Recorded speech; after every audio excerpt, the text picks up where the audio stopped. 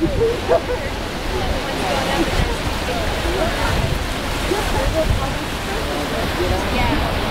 here we are at Cabrillo National Monument Tide Pools. There are Cindy and Ashley, Monday, August 5th. And they're sitting on the edge. On the very edge. Woo!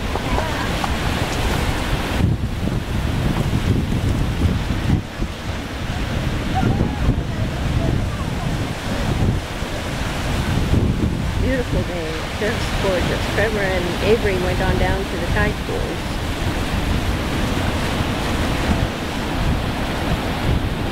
And Nikki also. Alrighty, let's see if we can find them.